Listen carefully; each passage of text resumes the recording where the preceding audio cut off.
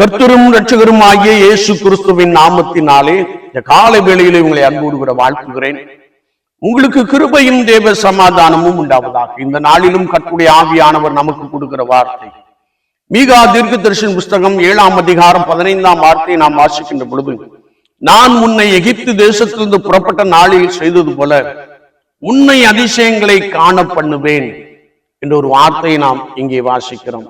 கர்த்தராகிய தேவன் தம்முடைய ஜனங்கள் இஸ்ரவேல் ஜனங்களை எகிப்தின் அடிமைத்தனத்திலிருந்து வெளியே அழைத்து வந்த பொழுது பலவிதமான அற்புதங்களையும் அதிசயங்களையும் அங்கே நடத்தினார் என்பதை நாம் நன்றாய் அறிந்திருக்கிறோம். எப்பொழுதெல்லாம் பார்வோனின் இருதயம் கடினப்பட்டதோ அப்பொழுதெல்லாம் ஆண்டவர் அற்புதமான காரியங்களை செய்து தம்முடைய ஜனங்களை வெளியே அழைத்து வருவதையும் எகிப்தின் ஜனங்களை வாதிப்பதையும் குறித்து நாம் வேதத்திலே மிக தெளிவாக அறிந்து கொள்ள முடியும். என்னை கேட்டுக்கொண்டு இருக்கிற என் அன்பு சகோதரனே சகோதரியே, இந்த உலக வாழ்க்கையிலே நாம் அடிமைத்தனத்திலிருந்து வெளியே வருகின்ற பொழுது பாவத்தின் அடிமைத்தனம், சாபத்தின் அடிமைத்தனம், அந்நிய நுகம் என்று சொல்லி இவைகளை விட்டு நாம் வெளியே வருகின்ற பொழுது, இவைகளை விட்டு நாம் நம்மை சுத்திகரித்துக் கொண்டு கர்த்தருக்கென்று நாம் பலமாய்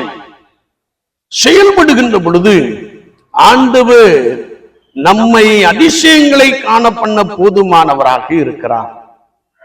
உலக வாழ்க்கையிலே நான் கர்த்தராகிய இயேசு கிறிஸ்துவுக்கு முதலிடம் கொடுத்து அவரை நோக்கி பார்க்கின்ற பொழுது அவர்களுடைய வாழ்க்கையிலே காணப்படுகிற பலவிதமான நெருக்கங்கள், பாடுகள், வேதனைகள், ஆறாத காயங்கள், இவற்றிலிருந்து உங்களுக்கு அதிசயம் செய்து உங்களை அற்புதமாய் நடத்தி அவர் அதிலிருந்து உங்களை வெளியே கொண்டு வர போதுமானவராக இருக்கிறார். ஒரே ஒரு காரியம், நாம் நம்முடைய அடிமைத்தனத்திலிருந்து வெளியே வருவதற்காக ஆண்டவர் நம்மை அழைக்கிறார் என்பதை நாம் ஒருபோதும் மறந்துவிட வேண்டாம். ஒருவேளை நீங்கள் வியாதியோடும் ஒருவேளை மரண படுக்கையோடு கூட போராடி கொண்டிருப்பது ஆண்டவருடைய விருப்பம் அல்ல. மாறாக ஆண்டவர் உங்களுக்குள்ளே ஒரு பெரிய அதிசயங்களை செய்து அவர் உங்களை பலத்த உயரத்தோடு கூட அதிசயங்களினாலும் அற்புதங்களினாலும் நிறைத்து உங்களை வெளியே கொண்டு வர போதுமானவராக இருக்கிறார்.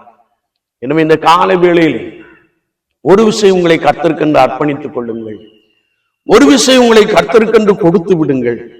ஆண்டவரே என்னை பலப்படுத்தும் என்று சொல்லுங்கள். எனக்குண்டான நெருக்கங்கள், என்னுடைய சரீர பாடுகள், வேதனைகள், ஆண்டவரே எனக்குண்டான பிரச்சனைகள் என்னை விட்டு நீங்கி போகட்டும், எனக்கு ஒரு அதிசயம் செய்யும் ஆண்டவரே என்று சொல்லி ஆண்டவரை நோக்கி பாருங்கள். உன்னை அதிசயங்களை காண பண்ணுவேன் என்று சொன்னவர் நிச்சயமாய் உங்களை அதிசயங்களினாலும் அற்புதங்களினாலும் நிரப்புவார்.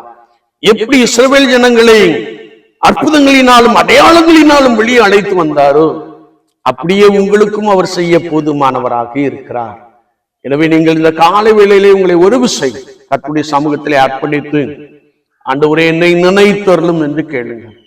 ஆண்டவரே எனக்கு ஒரு அதிசயத்தை தாரும் என்று சொல்லுங்கள். கர்த்தர் உங்களை அதிசயமாய் வழி நடத்துவார். நாம் ஜெபிப்போம். நேசிக்க நல்ல ஆண்டவரே, இந்த புதிய நாளுக்காய் ஸ்தோத்திரம், வார்த்தைகளை கேட்டவர்களுக்காய் ஸ்தோத்திரம், பலப்படுத்தும். நான் உன்னை அதிசயங்களை காண பண்ணுவேன் என்று சொன்னவர் வார்த்தைகளை கேட்டவர்களை அதிசயங்களினால் அற்புதங்களினால் பலமாய் நிரப்புவீராக. ஆண்டவருடைய நாமத்தினாலே இவர்கள் விசுவாசத்தினாலே எல்லாவற்றையும் சொந்தத்துவர்களுக்கு கிருபைத்தார். இயேசு கிறிஸ்துவின் நாமத்தில் ஜெபங்கள் எழும் பரிசுத்த பிதாவே. ஆமென், ஆமென்.